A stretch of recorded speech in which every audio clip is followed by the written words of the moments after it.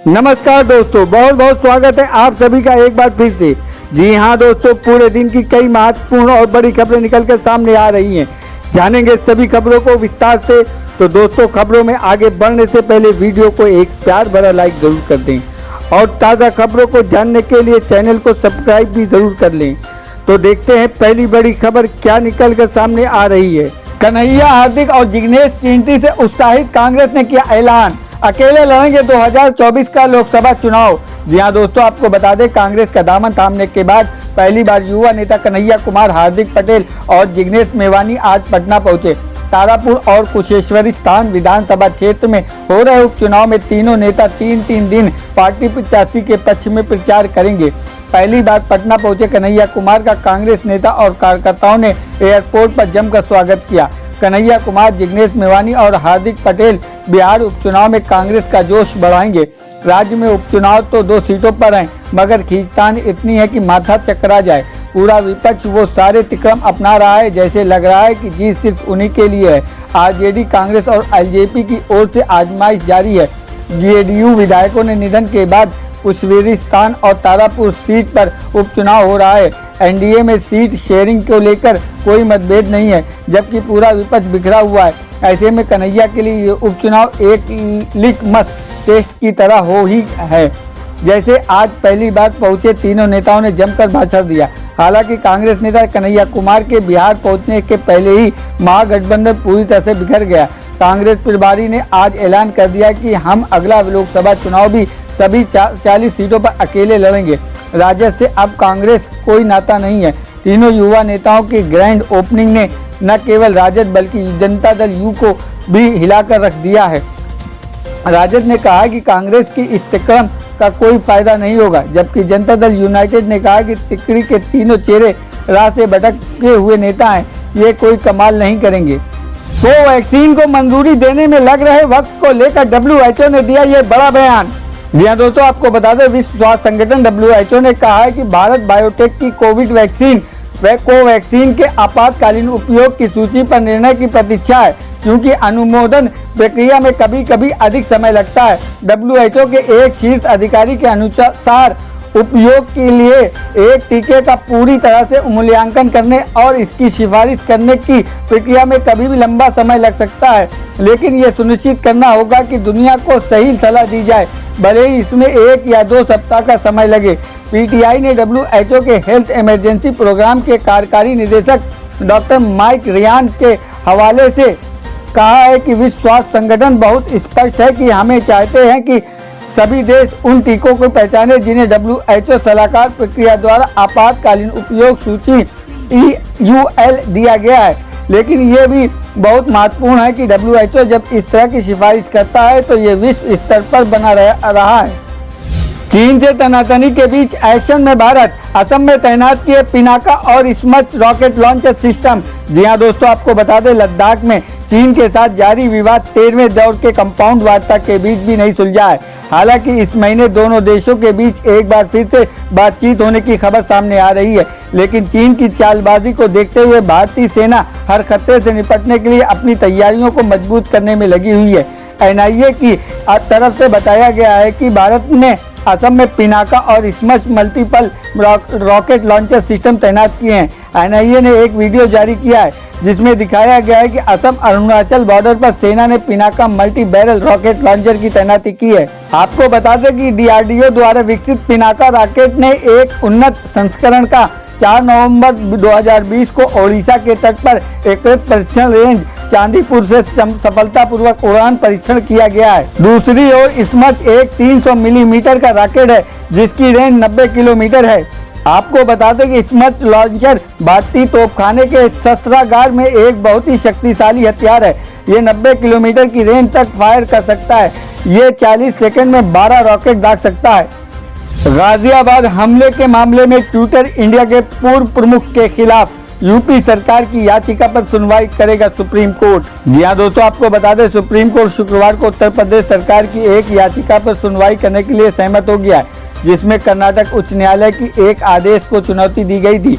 इस याचिका में ट्विटर इंडिया के पूर्व प्रबंधक निदेशक मनीष महेश्वरी के खिलाफ एक सांप्रदायिक रूप से संवेदनशील वीडियो की जांच के संबंध में नोटिस को खारिज करने के खिलाफ सुनवाई की जाएगी। माइक्रो ब्लॉगिंग साइट पर अपलोड किया गया वीडियो लोनी गाजियाबाद में एक मुस्लिम व्यक्ति के कथित हमले से संबंधित था। चीफ जस्टिस एनवी रमना और न्यायमूर्ति सूर्यकांत और न्यायमूर्ति हेमा कोहली की पीठ ने सरकार की याचिका पर सुनवाई की। लाइव वाला की रिपोर्ट में कहा गया है कि योगी आदित्यनाथ सरकार की ओर से सॉलिसिटर जनरल तुषार मेहता ने उच्च न्यायालय की क्षेत्रीय अधिकार क्षेत्र पर सवाल उठाया। मेहता ने कहा कि कानून का ये एक प्रश्न है जिसके लिए आपकी परीक्षा की आवश्यकता है। फिलहाल सम्मन जारी करने की वजह से नजरअंदाज करें। ये 41A का नोटिस था, इसलिए गिरफ्तारी का कोई सवाल नहीं। सवाल उच्च न्यायालय की क्षेत्रीय अधिकार का है। हालांकि उत्तर प्रदेश पुलिस ने मामले में किसी भी सांप्रदायिक कोण से इनकार किया है, लेकिन आपराधिक साजिश और धार्मिक समूह के बीच दुश्मनी को लेकर प्राथमिकी दर्ज की गई थी। अमेरिकी राष्ट्रपति बिडेन की चीन को धमकी, ताइवान को छेड़ा तो छोड़ेंगे नहीं।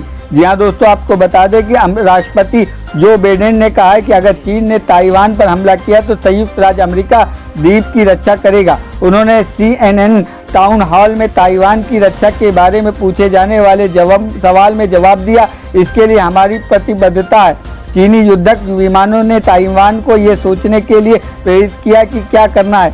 बिडेन का बयान रणनीतिक अस्पष्टता के रूप में जानी जाने वाली लंबे समय से चली आ रही अमेरिकी नीति के विपरीत था, जहां वाशिंगटन ताइवान के बचाव का निर्माण करने की मदद करता है, लेकिन स्पष्ट रूप से द्वीप की मदद के लिए आने का वादा नहीं करता है। उन्होंने ABC के साथ एक इंटरव्यू के दौरान अगस्त में इसी तरह की प्रतिज्ञा की थी, जिसमें जोर देकर कहा गया था कि संयुक्त राज्य अमेरिका हमेशा ताइवान सहित सहयोगियों की रक्षा करेगा। आपको बता दें कि बिडेन ने कहा है कि संयुक्त राज्य अमेरिका ने कनाडा और यूरोप के नाटो सहयोगियों की रक्षा के लिए एक पवित्र प्रतिबद्धता की है और ये जापान के साथ समान है, दक्षिण कोरिया के साथ समान है, ताइवान के साथ भी ऐसा ही है। व्हाइट हाउस ने बाद में संवाददाताओं से कहा कि ताइवान पर अमेरिकी नीति नहीं बदली है। आर्यन खान ड्रग्स केस के मामले में अनन्या पांडे 4 घंटे की पूछताछ के बाद NCB दफ्तर से निकली। सोमवार को फिर होगी पूछताछ। जी हाँ दोस्तों, आपको बता दें अनन्या पांडे को सोमवार को NCB ने एक बार फिर आर्यन खान ड्रग्स मामले में पूछताछ के लिए बुलाया है। इसके पहले शुक्रवार को अनन्या पांडे से 4 घंटे की पूछताछ की गई। अनन्या पांडे की मुश्किलें कम होने का नाम नहीं ले रही हैं। ड्रग्स मामले में उनसे कड़ी पूछताछ की जा रही है।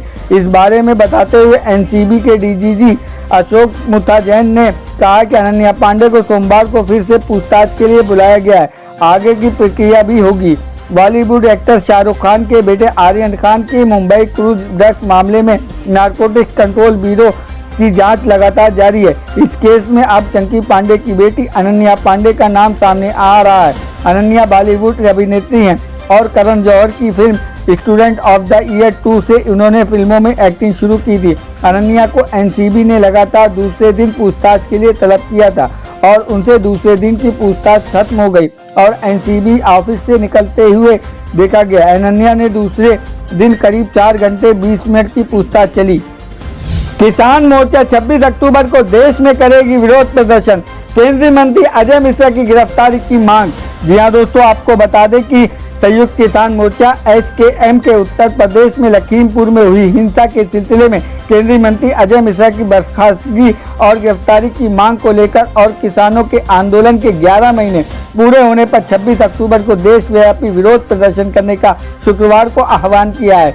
किसान संघों ने एक संयुक्त मंच SKM ने एक बयान में केंद्र सरकार से 3 कृषि कानूनों के निरस्त करने, किसानों की सभी कृषि उपज के लिए न्यूनतम समर्थन मूल्य MSP की कानूनी गारंटी और अजय मिश्रा की बर्खास्तगी और गिरफ्तारी के लिए जाने संबंधी वैध मांगों को लेकर पूरा करने की मांग की है। केंद्र सरकार द्वारा पारित 3 कृषि कानूनों का विरोध करने के लिए पंजाब, हरियाणा और उत्तर प्रदेश के किसान पिछले साल 26 नवंबर से दिल्ली की सीमाओं सिंधु टिकरी और गाजीपुर बॉर्डर पर डेरा डाले हुए हैं। बयान में कहा गया है कि SKM ने अब सभी घटकों से 26 अक्टूबर को देशव्यापी विरोध के साथ अजय मिश्रा टेनी की बर्खास्तगी और गिरफ्तारी की मांग को तेज करने का आह्वान किया है। बयान में कहा गया है कि उसी दिन पूर्व 11 बजे से दोपहर 2 बजे के बीच धरना और मार्च होगा।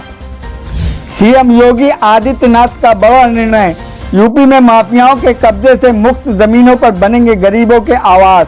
जी हाँ दोस्तों, आपको बता दें उत्तर प्रदेश के मुख्यमंत्री योगी आदित्यनाथ ने माफिया और अपराधियों के कब्जे से मुक्त कराई गई जमीनों के बेहतर उपयोग के लिए बड़ा निर्णय किया है।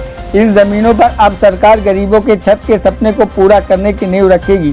सीएम योगी ने कब्जा मुक्त कराई गई भूमि पर गरीबों के लिए मकान बनाने का निर्देश दिया है।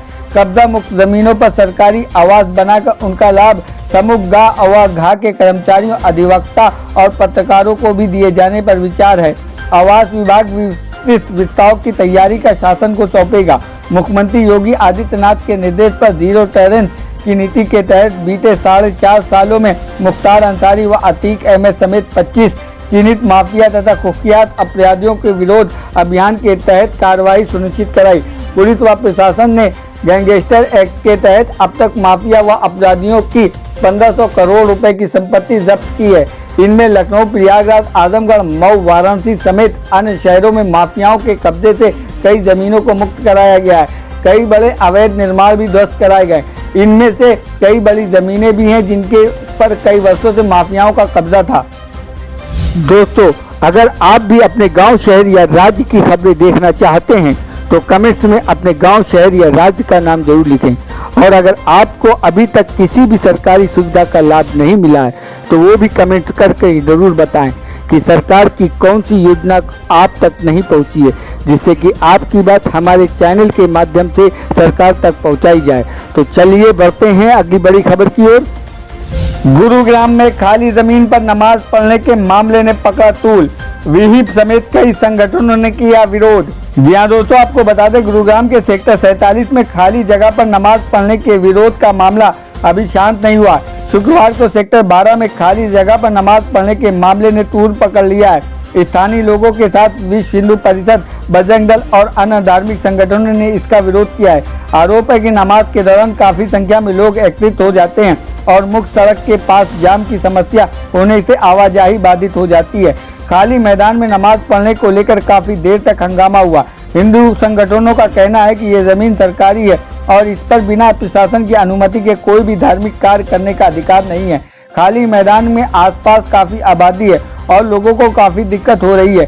हालांकि कई संगठनों के विरोध को देखते हुए भारी पुलिस फोर्स मौके पर पहुंच गई और लोगों को समझाने का प्रयास किया। इससे पहले वजीराबाद स्थित खाली जमीन पर नमाज अदा करने को लेकर विवाद हुआ था। यहाँ कई हिंदू संगठन के कार्यकर्ताओं ने जय श्री राम और बांग्लादेशी वापस जाओ समेत अन्य धार्मिक नारे लगाते हुए विरोध किया था। आमिर खान के विज्ञापन पर हंगामा। भाजपा सांसद बोले इससे फैल रही है हिंदुओं में अशांति। जी हाँ दोस्तों, आपको बता दें बॉलीवुड अभिनेता आमिर खान अपने एक विज्ञापन को लेकर विवाद में फंसते नजर आ रहे हैं। विज्ञापन पर आपत्ति कर्नाटक से उठी है। कर्नाटक के उत्तर कन्नड़ से भारतीय जनता पार्टी के सांसद अनंत कुमार हेगड़े ने आमिर खान के विज्ञापन पर आपत्ति जताते हुए उन्हें शुक्रवार अन्य महत्वपूर्ण दिनों पर मुस्लिमों का नमाज के नाम पर सड़कों को ब्लॉक करने जैसे मुद्दों को उठाने की नसीहत दी है। आमिर खान या विज्ञापन कंपनी की ओर से अभी तक इस बारे में कोई आधिकारिक बयान सामने नहीं आया है। आमिर खान के ने जिस विज्ञापन पर बवाल हो रहा है उसमें वे लोग से सड़कों पर पटाखे न फोड़ने की अपील करते हुए नजर आ रहे हैं। एक विज्ञापन एक टायर बनाने वाली कंपनी है जो पिछले काफी दिनों से दिखाया जा रहा है। विज्ञापन में सड़क सुरक्षा का संदेश देने की कोशिश की गई। अनंत हेगड़े ने टायर कंपनी में एमडी और सीईओ को 14 अक्टूबर को इस विज्ञापन पर आपत्ति जताते हुए एक पत्र भी लिखा है। इसमें उन्होंने कहा कि सामाजिक मुद्दों के प्रति कंपनी की विशेष ध्यान की प्रशंसा होनी चाहिए। हालांकि सड़कों पर पटाखे फोड़ने को लेकर जागरूकता फैलाने के साथ ही शुक्रवार और अन्य महत्वपूर्ण दिनों में मुस्लिमों के नमाज के नाम पर सड़कों को ब्लॉक करने जैसी मुद्दों पर भी ध्यान आकर्षित कराने की आवश्यकता है, संबोधित करने की जरूरत है। इस विज्ञापन से हिंदुओं को अशांति फैल रही है। उम्मीद है कि भविष्य में कंपनी हिंदू भावनाओं का सम्मान करेगी। बढ़ते हैं मौसम की जानकारी की ओर, जानेंगे देश और राज्यों का मौसम का हाल। फिर सक्रिय हो रहा है पश्चिमी विक्षोभ, इन राज्यों में हो सकती है भारी बारिश। जाने ताजा अपडेट। जी हाँ दोस्तों, आपको बता दें कि पिछले कुछ दिनों से देश के कई हिस्सों में लगातार बारिश का दौर जारी है। बारिश की वजह से कई जगहों पर हालात खराब हो गए हैं। इस बारिश की वजह से उत्तराखंड और केरल में जनजीवन बेहाल है। बारिश की वजह से उत्तराखंड में अब तक 54 लोगों की मौत हो चुकी है वहीं कई लोग अब भी लापता बताए जाते हैं। वहीं केरल 42 लोगों की मौत हो चुकी है, जबकि कई अब भी लापता हैं। मौसम विभाग की माने तो देश के विभिन्न हिस्सों में 25 अक्टूबर तक बारिश का दौर बना रहेगा। विभाग का कहना है कि एक ताज़ा पश्चिमी विक्षोभ पश्चिमी हिमालय क्षेत्र पर बना रहा है, जिससे भारी बारिश और ओलावृष्टि की आशंका है। मौसम विभाग ने एक बार फिर अत्यधिक भारी बारिश के अनुमान जताते हुए केरल के 8 जिलों के लिए ऑरेंज अलर्ट जारी किया है। मौसम विभाग का कहना है कि केरल तट पर 40-50 किलोमीटर प्रति घंटा की रफ्तार से तेज हवाएं चल सकती हैं। इससे मद्देनजर कुछ मछुआरों को समुद्रों में नहीं जाने की सलाह दी गई है। मौसम विभाग की ओर से जारी बयान में कहा गया है कि 21 से 25 अक्टूबर के दौरान केरल, माहे, तमिलनाडु, पौंडीचेरी और कराई कल के गरज चमक के साथ तेज भारी बारिश हो सकती है। तो दोस्तों, ये थी अब तक की सभी बड़ी खबरों की अपडेट। टुडे ब्रेकिंग न्यूज और लेटेस्ट खबरों को देखने के लिए हमारे चैनल को सब्सक्राइब जरूर कर लें। वीडियो लाइक और शेयर जरूर कर दें अपने दोस्तों और रिलेटिव्स के साथ। तो दोस्तों, आपसे फिर मिलेंगे काम की खबरों और सरकारी योजनाओं के एक और नए वीडियो के साथ। तब तक के लिए धन्यवाद।